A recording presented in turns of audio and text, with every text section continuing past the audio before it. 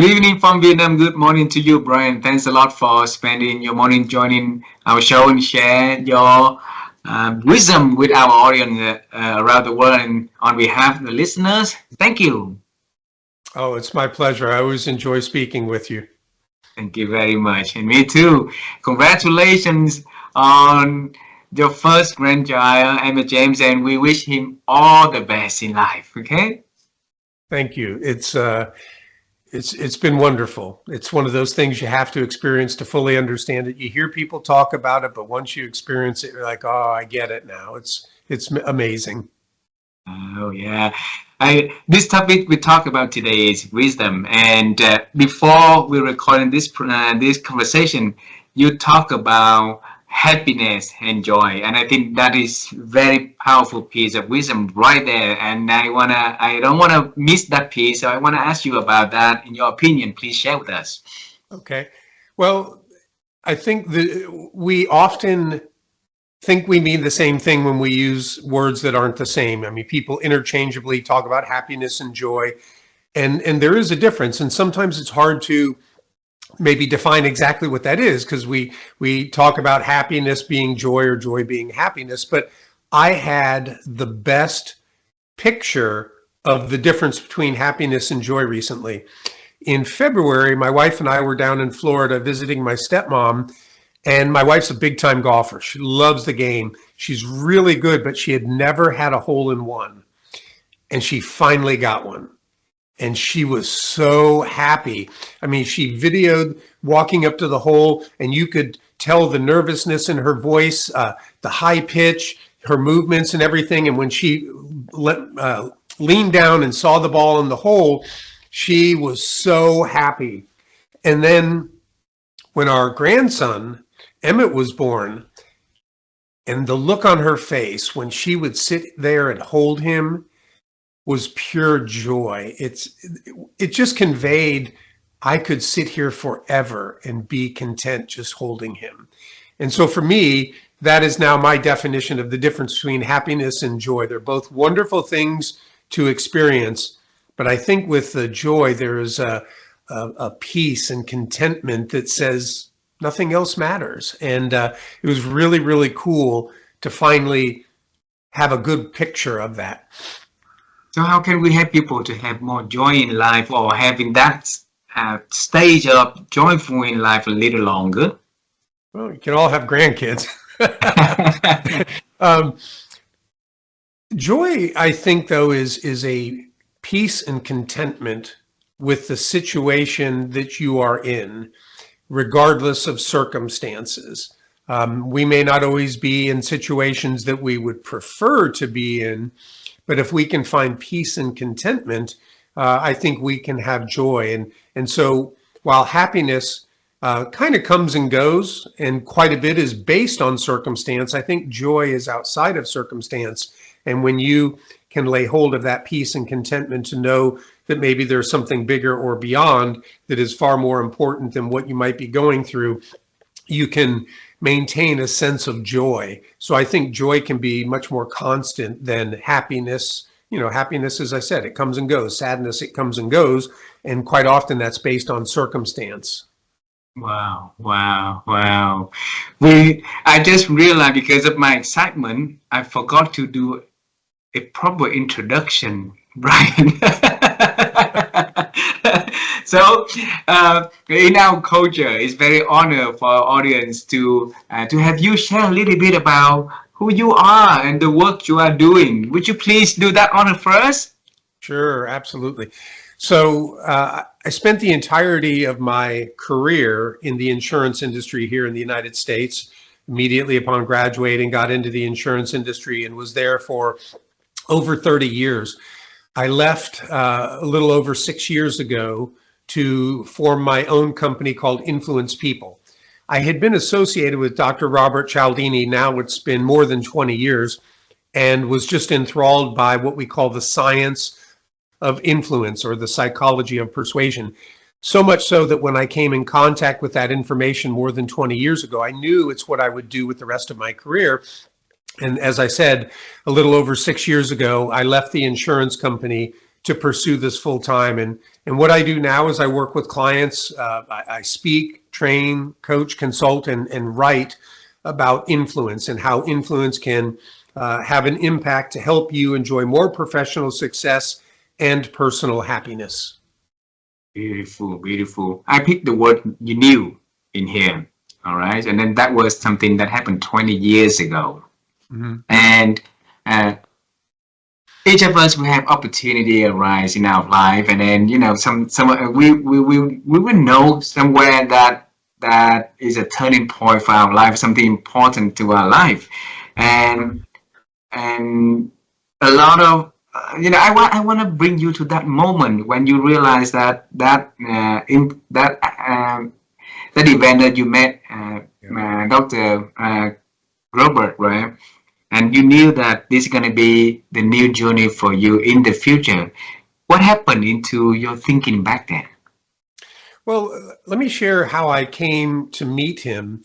Yes. Because it's a unique situation, and one of those things that you don't know in the moment when you make a decision that's going to change the course of your career or life. You only know that by looking back. Mm-hmm. But there was a lady, and her name's Nancy, and I had lunch with Nancy yesterday, who worked with me, and she had been in my department, and she was studying for her master's at Ohio State University. She came down and she gave a video to my boss and I. I was in the sales department. I was doing a lot of sales training, and she gives this video of Dr. Cialdini presenting at Stanford. We watched the video, and for me, the light bulb came on. I immediately thought, holy cow, the psychology that he's talking about, it's the underpinning of all selling. It explains why certain approaches work and why certain approaches don't. So that appealed to me because I was doing the sales training. Second thing was everything he talked about was based on research. It wasn't fluff. It wasn't motivational hype. It wasn't like, look at what worked for me. You should do this. No, here's the data. And you could clearly see how different approaches positively impacted people's ability to ethically influence others. And the third thing that stood out was his stance on ethics. He was very clear about non-manipulative ways to move people to action. So I began to use that video around the company. I would show it and we would talk about the concepts and how could we put them into practice. In the meantime, I signed up for Stanford's marketing. They had a number of tremendous resources that we ordered over the years. But one day, one of their flyers came across my desk, and as I flipped through it, all of a sudden I saw Cialdini's picture, a big picture of him. And on top, it said in bold letters, bestseller. Right underneath it in bold letters, call it influence, persuasion, or even manipulation. And I thought, can't believe they actually use that word, manipulation. He's so clear about non-manipulative ways to move people to action. So here's the critical thing that happened that changed the course of my career. I sent an email to Stanford. I felt like that needed to be addressed. So I emailed Stanford and I basically said, I don't know anybody who wants to be manipulated, and I don't know anybody who's looking to become a manipulator. That word cannot be helping your sales, but it's probably really hurting. I never heard from Stanford, but sometime later, my phone rang at work, and it was a representative of Influence at Work, Robert Cialdini's company. Chris introduced herself and said, I'm calling on behalf of Dr. Cialdini to thank you. Because you send an email to Stanford, they're changing the marketing of all of our materials. And I thought, wow, that's really cool. So we had this nice conversation. And before we hung up, she said, if your company's ever looking for a guest speaker, Bob travels the world and talks about this. I said, you know what? I sit next to the woman who plans our events and books our speakers. Would you like to talk to her? And as fate would have it, it was the summer of 2004. Cialdini was in Columbus, Ohio 3 times to address the insurance agents that represented the company. I went through his 2-day workshop during that summer, and I just started to get the sense that we need to, as much as possible, bring his material into the company to help motivate our agents to sell our products, to get our employees to do the things that we need them to do. And once I got certified, and that was back in 2008, that's where I thought I can start actually doing things outside the company. I could speak and train and coach. And so that's where I got the idea that, hey, I think I want to do this with the rest of my career, and set up my website, LLC, all those things, and just began to work toward that, and ultimately left the company towards the end of 2018. 10 years after. 10 years after you got Yeah. certified. Wow. Yeah. And I tell people you do need to have a sense of urgency, but you also don't have to just leave where you are right away. For me, working at the insurance company was like a proving ground. I was working with insurance agents. We could see if their sales were going up because they were putting into practice Cialdini's principles. I was tasked with helping to set up coaching. Well, we would integrate his principles into coaching. I ran the corporate university. I integrated the principles there. So I had an opportunity to continue to learn, so that when the time was right and I stepped away, I had all of this experience to fall back on and say, well, let me tell you how it worked in training, how it worked in sales, how it worked in coaching, and things like that. So it worked out perfectly for me. Ryan, for me to know you for a while, it seems to me that if I connect the dot backward, even before Nancy brought that piece of video to you, seems like you have been on that quest to look for something similar to that, didn't you? It's interesting, when you look back on your career, boy, I do a lot of things differently, not radically differently, but I would certainly do things differently. I was involved with the sales training, and to be honest, the first 10 years in the industry, I thought sales was BS. I thought, what, people just want the lowest price. And as an underwriter, I had been beat down by agents on price. But then I came in contact with John Petrucci, and John ended up being my boss for most of my career. And I learned more in a year about selling from John than I had learned in my first 10 in the industry. And I began to realize you can do this ethically. And if you do it the right way, you can really help people by seeing the merits of your product or service that can genuinely benefit them. So that's where I started kind of getting my feet wet and recognizing I enjoy the sales aspect. I love learning, and I enjoy teaching. And so I was able to combine those things in the role that I had. But Cialdini's work took it to a whole different level. I was really fascinated by reading about the research, and my mind just was working in a way that I'd read something, I'm like, oh, I see how we could use that here at work. We're going to put this into practice. Some people, they're great coaches because they can see things about the game that others don't see. I felt like I was that way with influence and persuasion. I just my eyes were opened. I saw opportunities everywhere, and I wanted to help people see those same opportunities and understand how to put it into practice. Wow. And that is this conversation is designed. It's that piece of wisdom right there. I'm going to bring you to the moment that Nancy showed you that video. Okay, because that is where the Eureka moment happened, the light bulb happened into your head. Okay, so probably many other people have watched that video also, right? It's not you the first one. Many other people also watched that video. So at that moment, what triggered into your head that say, okay, this is the one?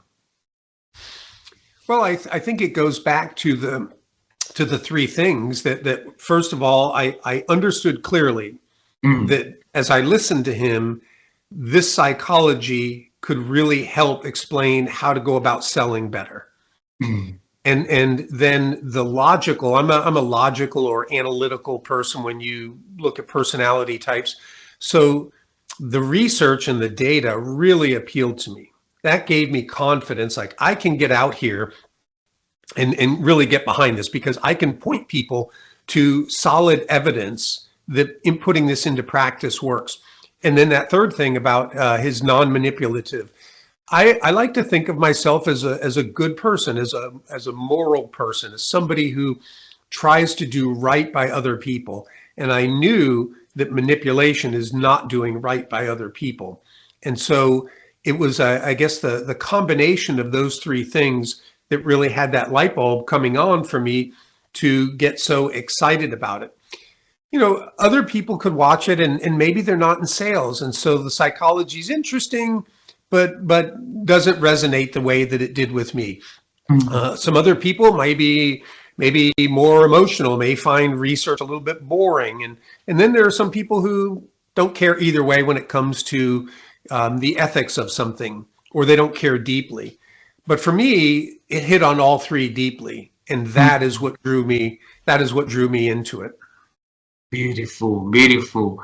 And you did another amazing thing that leading to your journey and encounter with Dr. Cialdini is you spoke up when you saw that flyer saying the Yep. manipulations, right?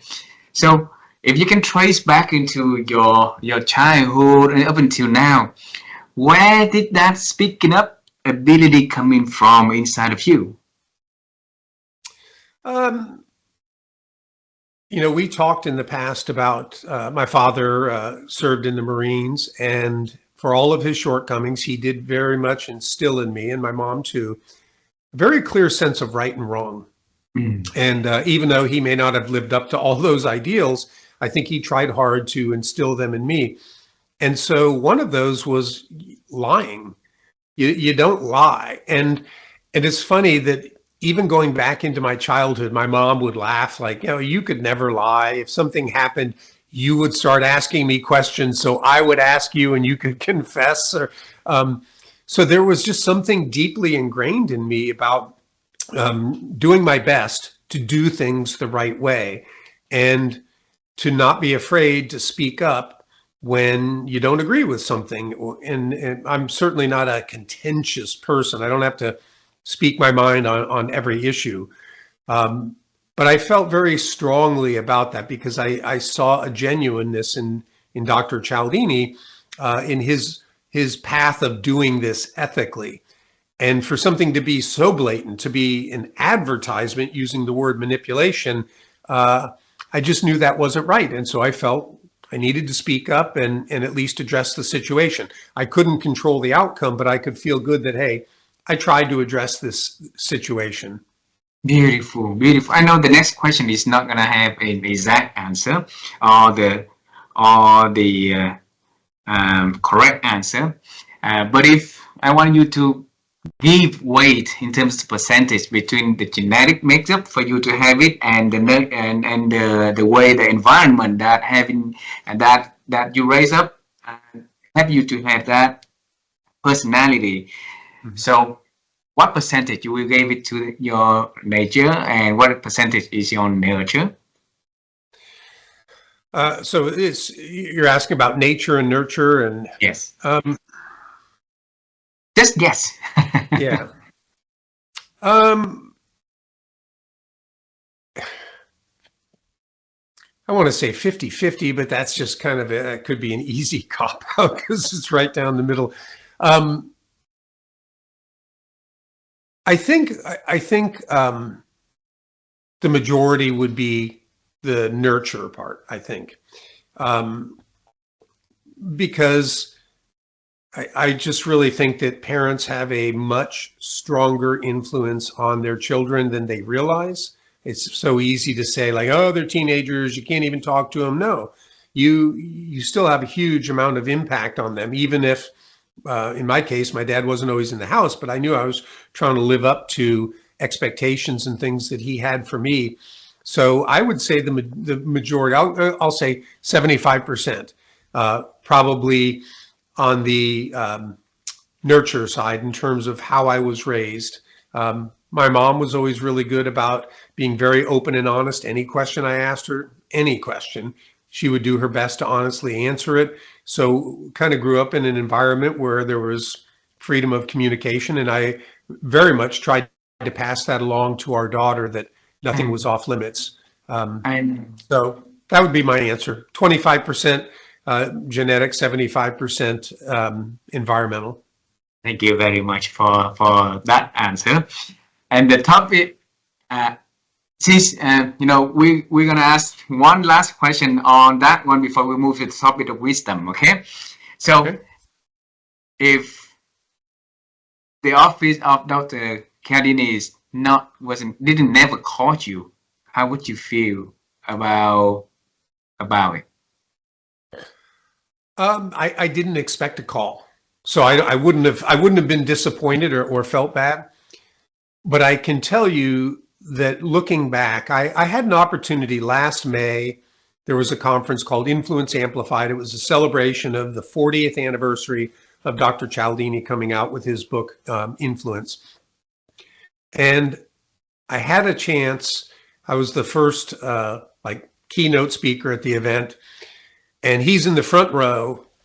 And I might even get a little emotional when I say this now, but I turned to him and I said, I have to thank you because you not only changed the course of my career, but you changed the course of my life.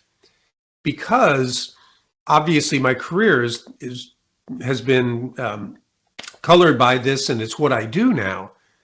But how I interact with my wife, how we interacted with and raised our daughter, how I communicate with my friends, all of these people, these relationships are better because of Dr. Cialdini's work and what I have learned from him. So not only is my life positively impacted, I believe that all the people I come in contact with are positively impacted because of what his work has done for me. And that's the biggest compliment I could ever give him. So if I hadn't heard from his office, wow, what a loss it would have been for me and for all these people that I have known over the years. Wow. So in your life, you have a chance to meet that wise man, and of course many other people with great wisdom in their lives, right? So how, in your own definition, you're gonna define wisdom for our audience? I'm a pretty simple person. I like to, if you were to see me present, I keep my slides simple. I want there to be a simplicity to the message. I think it was Einstein who said, keep everything as simple as possible, but not simpler. And I think a very simple definition for wisdom is the application of knowledge. Mm-hmm. When I speak to an audience and I share about these principles of influence, everybody gets it, because you're describing how human beings typically think and behave. And therefore people can go, oh yeah, that's how the salesperson got me to buy. Or, oh, now I understand why people respond to me positively the way that they do. But it's not the knowing, it's the doing.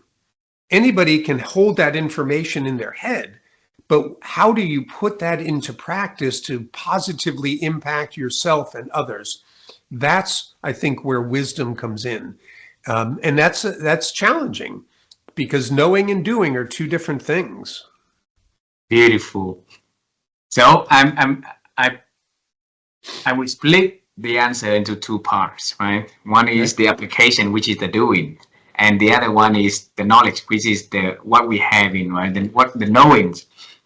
So before we have the doings, we have to have the knowing. And in the world of so many noises nowadays, with so many choices, so much of information, so it's easily for us to be information overloaded, and knowledge become a mess if we don't know how to filter it, if we don't know how to select what is good for us. So, in your opinion, where can we find the knowledge that can help us to get older and wiser? Well, I think once people come in contact with the principles, and there's only 7 of them, once they come in contact with it, they begin to notice it. So for example, I use this with audiences all the time. I'll say, how many of you have bought a new car in the last couple of years? And hands go up. And then I'll say, let me know if your experience was like mine. When I bought my new car several years ago and I drove off the lot, I felt like one of the most popular guys in the whole city because I felt like I saw my car everywhere. right? There's my car. There's my car. There.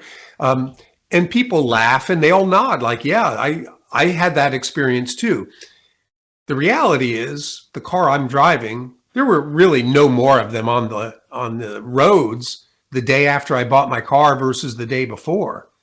But something was raised to awareness, right? My car.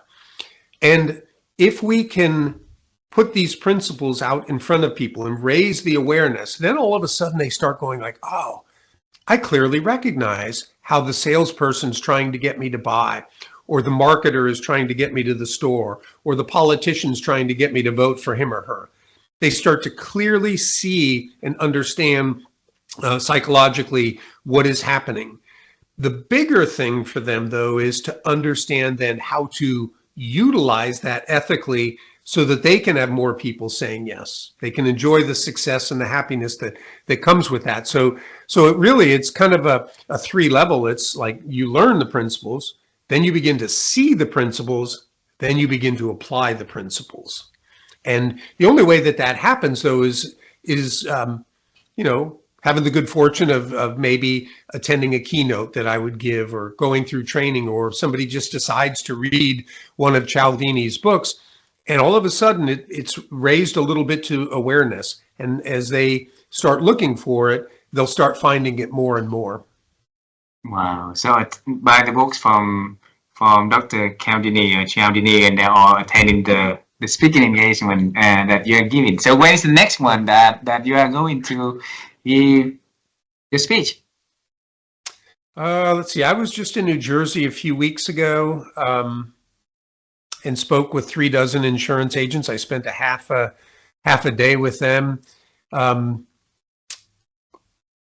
I'm having a brain fart where I can't think. My focus right now is in 3 weeks. My wife and I are going to Europe for a couple of weeks. That's where all of my thought is right now. But I've got some summer engagements. Like most of the people I talk to are insurance related, because that's where I spent 30 plus years. That's where I do all my marketing, is really towards insurance companies, insurance agencies, and associations that interact with them. And so I'm constantly speaking at either speaking at events like a conference, or going in and doing like half day or single day or multi-day training for insurance agents, helping them to understand these principles, but then specifically, how do you put it into practice to help your business? Hmm. So if they want to get a hold of you, what is the best way for them to get a hold of you? Two things would be connect with me on LinkedIn. As you know, I post a lot of content. When somebody connects with me, every person I send a personal message to, so there's some opportunity for some back and forth there. All of my contact information is out there too, my phone number, my email, etc. And then the other would be my website, which is influencepeople.biz. Lots of information out there, lots of easy ways. Click on a button, we'll set up a 15-minute phone call. So those would be the two best ways. Wow, wonderful. Let's continue with the wisdom discussions. Okay, so we know the knowledge at the moment already, and you say now go to the application. And when you say that, first is you learn the principle, you see the principle, then you apply the principle. But it sounds pretty simple. In reality, it's not that easy, right? Yeah. So what is some tips that you can give to us that we can start to put the knowledge into action without hesitations? Well, one of the biggest things I tell, especially salespeople, is you always learn from your wins and losses. If you lose, you've put in effort, you've put out a proposal, you don't get it. What can you learn from that? Will you have your prospective client give you 15 minutes so that you can find out, hey, what went into your decision? Is there anything I could have done differently? And that is not a time to try to convince them or persuade them. It's for you to learn, and just putting it out as, I would love to learn so that I can be better the next time I have an opportunity with anybody. But even the wins, you learn from those too. Okay, what did I do that set me apart from the competition, right? So this is part of the building, I think, of the wisdom. We learn it, we see it, we start putting it into practice, and we will have failures. We all do. What can we learn from those failures that can make us a little better the next time, so that the failures become less and less and the successes become more and more. And I think this is important because there are people who go about the influence process the wrong way, and yet they have success. And we would not be wise to try to emulate some of those things that they do. But those people who have success could be a little bit deceived in thinking they're doing everything right, when in reality, they plain got lucky for some reason. As my friend said yesterday when we had lunch, she likes to play tennis. Sometimes you hit a weird shot that lands in the right place and you get the point. But you don't want to try to keep doing that. You got lucky. If you try to build your game on that, you're not going to have much game. So understanding these principles and the nuances and putting them into practice is very, very important. And a lot of people they understand at a high level what these principles are, but how to activate them, how to amplify and make them stronger. Those are the things that most people don't understand. And those can be the real difference maker. So what baby steps should they take today if they want to get into that stage? The baby step, I think, would be taking one principle, really beginning to learn about that principle, finding out how to put that into practice, and then start seeing what kind of difference it makes.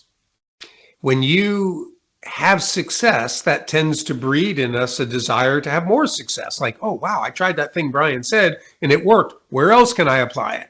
Right? And you have some more success. And then you say, well, this stuff's great. I want to learn more about these. So I go to another principle. An example I will give your audience would be, we all understand the principle of liking, which simply says it's easier for people to say yes to us if they like us, right? None of us picks up the phone on a Friday to call somebody we don't like to go to dinner or a movie, right? We call the people we like because we enjoy being around them. So everybody gets this, but what most people don't understand about this principle is it's never about you trying to get somebody to like you. It's about me coming to know and like you. Okay? That subtle difference, the same things will cause you to like me that also cause me to like you. If we find we have something in common, like grew up in the same town, went to the same university, have the same pet, whatever, those things will cause you to like me, but they also cause me to like you. And if I change my mindset to say, I want to get to know and like the people that I am working with, the clients I support, the vendors I deal with, I want to get to know and like them. People pick up on that. The subtle cues, the looks in the eye, the tone of voice, smile on the face, all these things. And when you believe that somebody truly likes you, that's what opens you up to whatever they might be asking or suggesting. Because most of us believe deep down that friends do right by friends, right? So the subtlety of this principle is, don't go out and try to get everybody to like you. Take it and say, I want to come to like the people that I'm with. And I tell you what, it will make a world of difference in terms of your relationships. And some of those relationships may be business relationships that blossom into client relationships. But it really starts with that mindset. And so all of these principles have these subtle nuances that as people begin to go deeper and deeper and deeper, they start to recognize there are ways to put this into practice that are completely different than what most people do. So you said there are 7 principles, right? Where can we find those information about the 7 principles? What's the name for them? We call them the principles of influence or principles of persuasion. Dr. Cialdini's books talk about those. My books talk about all of the principles and how to put them into practice. Wow. If you can pick one additional principle that you live by every day, what would that principle is, Brian? It's interesting that people ask the question like, well, which one's the most powerful principle? Quite often it's the situation you're in that dictates that, or the personality type that you're dealing with that may dictate that. But I will go to reciprocity. So reciprocity is the natural obligation we feel to give back to somebody who was first given to us, right? When we raise our children, we teach them this very early on. Someone does something kind and we bend down and we say, what do you say? And our children will look up and say, thank you, right? And so they're learning like, oh, somebody did something. I'm supposed to do something, I'm supposed to give thanks. I'm supposed to maybe write a letter or send a card, but I'm supposed to do something. So according to social scientists, every human society on the planet raises its people in the way of reciprocity. Unfortunately, sometimes people have a give to get mentality. I'll help you if you'll help me, or I'm doing this for you, but there are strings attached. If we lay hold of the principle of liking the right way, where I come to know and like you, then my giving becomes authentic because I want my friends to succeed. I want to see my friends happy. Now, I also understand that if they're enjoying more success and happiness and I'm a part of it, they're going to naturally want to help me when I need it. And so by helping enough other people, according to Zig Ziglar, you help enough other people get what they want, then you can get everything you want in life. Not because you have to, manipulate or pull levers or whatever. People whom you help and they enjoy success and happiness naturally want to help you have success and happiness too. So those two principles together become extremely powerful when we put them into practice the right way. Beautiful, beautiful. And you mentioned that pick one and practice it. See the result of that, and enjoy the little wins that success will breed for more success, right? And it seems like in this world with so many noise and distraction, people don't tend to be focusing on just the small number of one, but they tend to have many things to do at once, and that probably the things that derail them from getting to the better result that they could have had, right? So how could we what should you advise to them to rethink about that practice though? Yeah, we do live in an information overloaded society. But here's a reality. It's only going to get more overloaded. Yeah. 2 years, 5 years from now, we're going to look back on 2025 and say the good old days when things were moving at a slower pace, even though it's the fastest pace that we've ever been in. A lot of what I'm talking about doesn't take a tremendous amount of time. It just takes a little bit of focused effort. So for example, you're going to have a Zoom meeting with somebody, go out and look at their LinkedIn profile, 15 minutes before your meeting and try to identify some things that you have in common. If you don't find something that you have in common, could you at least ask them about something that you clearly know is of interest to them? Because people tend to feel good when you ask about things that are important to them. And you did that very naturally as soon as we got on this call today, asking me about my grandson. Well, of course, I love him. And as I talk about him, I have all these good feelings, and you get to be the recipient of those feelings, right? I begin to associate you closely with those feelings.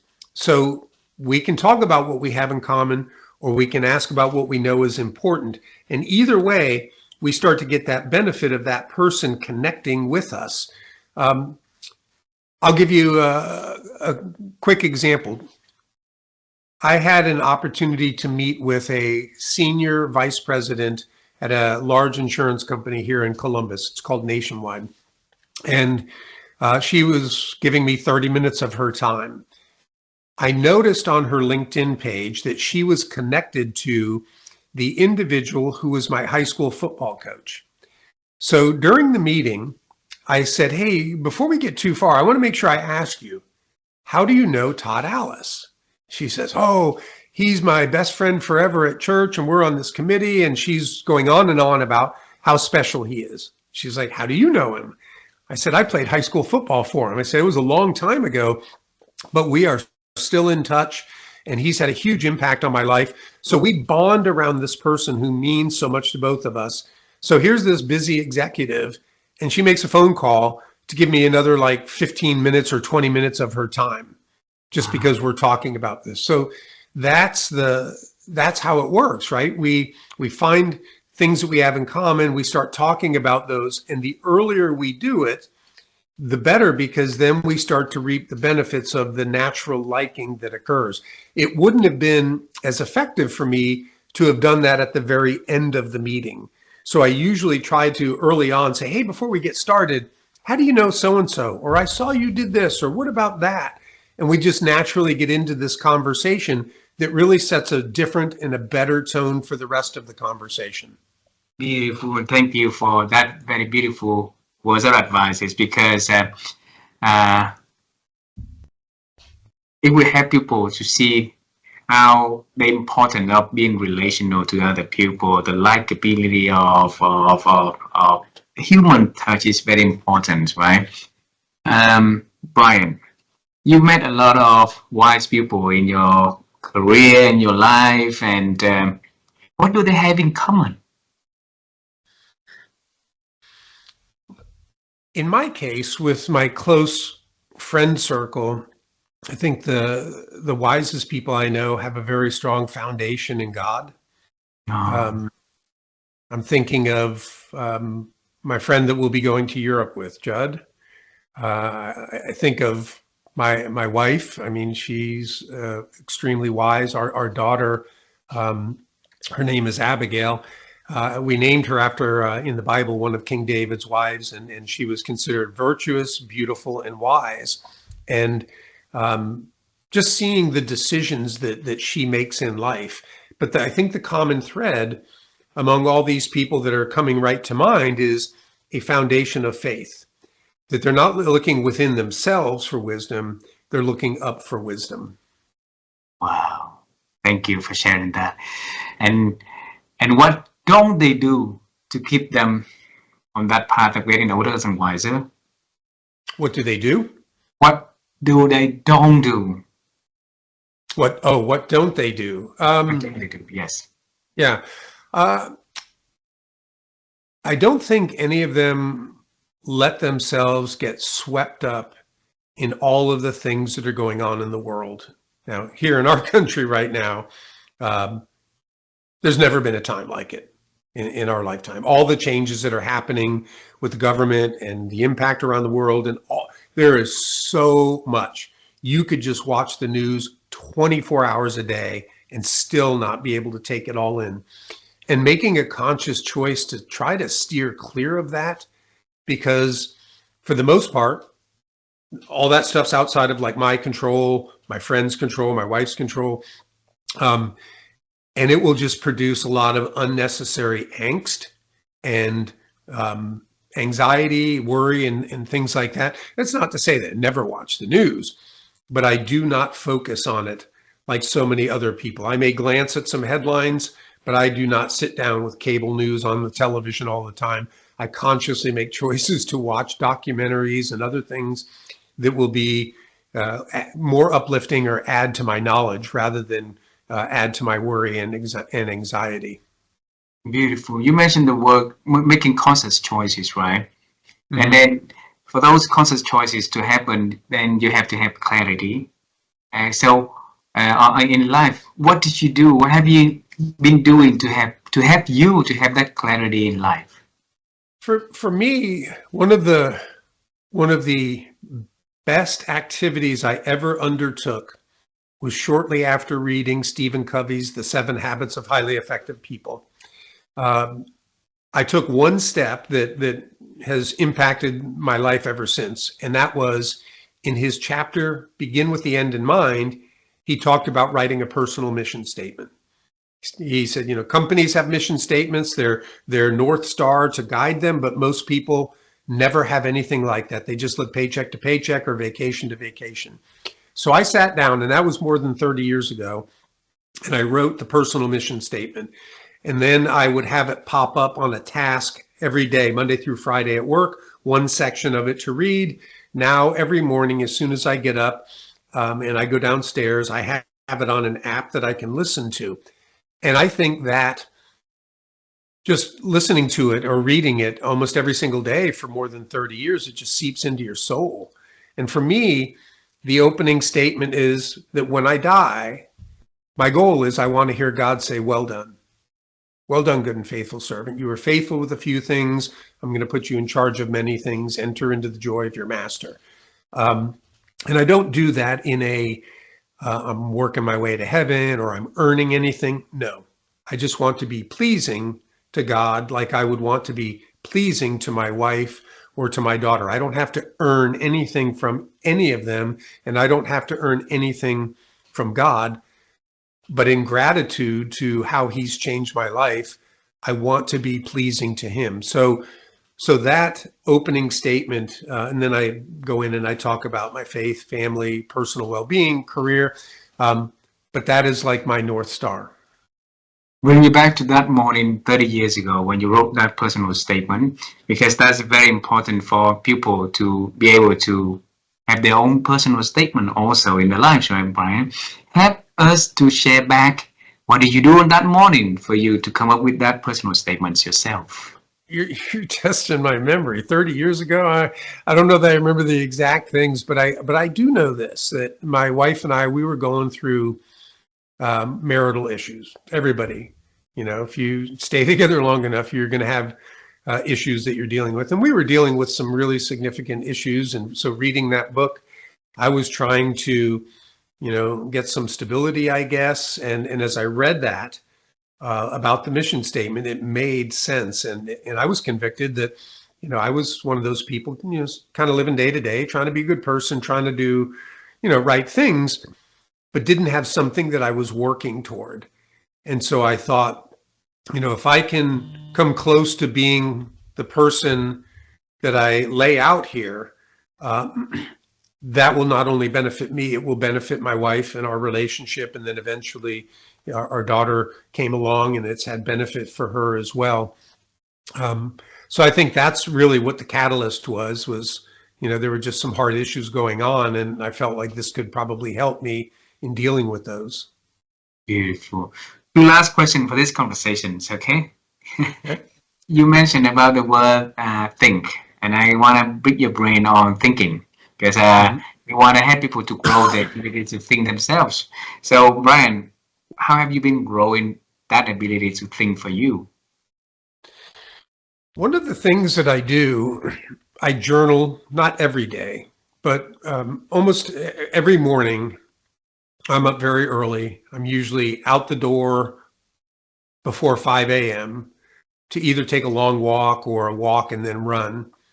And when I'm walking, if thoughts hit me, I pull out my phone and I voice text into a Google Doc.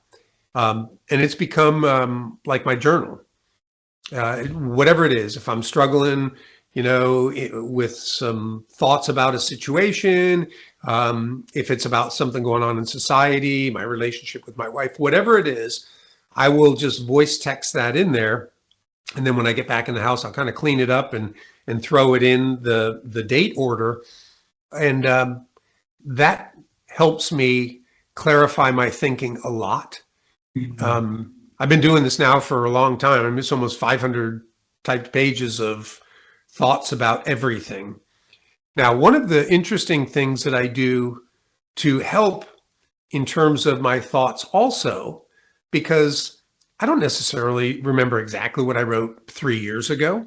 I can go back and look, but I'm trying to get creative with AI. And so I've used ChatGPT, where I would take that like 500-page document and drop it in, and I would say, summarize my thoughts around this topic or this relationship, or how do you see me in terms of, and I would ask it questions.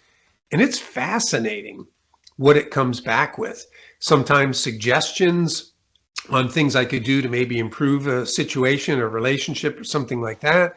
But it's like conversing with somebody who never forgets because it has my written words from 3.5 years ago to draw from, to say, well, Brian, here's a summary of your thoughts based on. So that also I feel like helps me to clarify my thinking, because I can synthesize a lot of information in one small space to really start wrapping my mind around a topic. Beautiful. Wow. Thank you very much for sharing that. I when I am on my jogging time and I listen to TED Talks and stuff like that, or sometimes I listen to conversation I had with the people that I interviewed, right? And when the idea came, I text myself also, and I read a lot about the attention. So focus on one thing at a time, and a lot of advice is if you walk in, then walk in. Don't do it. So I got confused. What you share with me now gave me the courage to continue doing what I've been doing. Good. The last question is, if 20 something years from now and you had a chance to talk about a big conversation, a wise conversation you could with Emmett James, your grandchild, okay? So what would be that one advice 20 years later you're going to tell him? It's interesting you asked this. I was given, it was called a grandfather's journal, to write down things about when I grew up, when Abigail, Emmett's mom, when she was growing up, and all of this stuff. And I flipped through it and I thought, I'm not going to write this stuff down. But what I did was I sat in front of my computer and I recorded like 22, 23 videos that are about 15 minutes each, answering different questions that were prompted by the book. And some of those were like life wisdom. And so I'll say two things.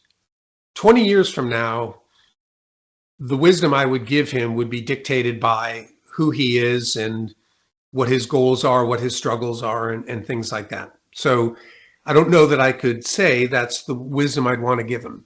But I do remember saying, the wisdom I would want to convey to you right now is to first and foremost understand that God exists and he loves you, and that if you give yourself to him, you will never regret that decision. No matter how much you give, you will be given more in return. And I'm not talking finances or anything like that. I'm talking about growing as a human being in your heart and soul.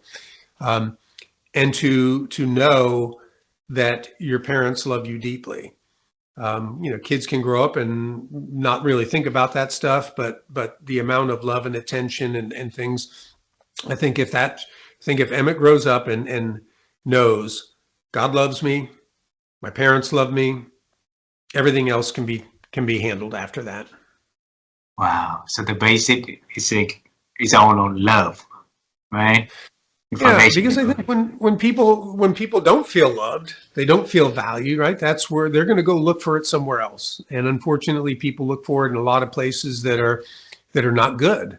And to grow up secure, and I am so thankful that our daughter, a couple of years ago, we were out and about walking around, and her husband Tyler was off doing something, and we were sitting in front of our house, and she just told my wife and I how much she loved her life.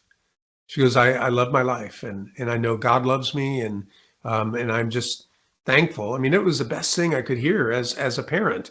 We didn't do everything perfectly, but she turned out pretty darn good, and she recognized how much we have sown into her, and now hopefully she'll get to do the same for her son and other children that they may have. Wow. Brian, I feel like every conversation that we had, the level of that keep increasing.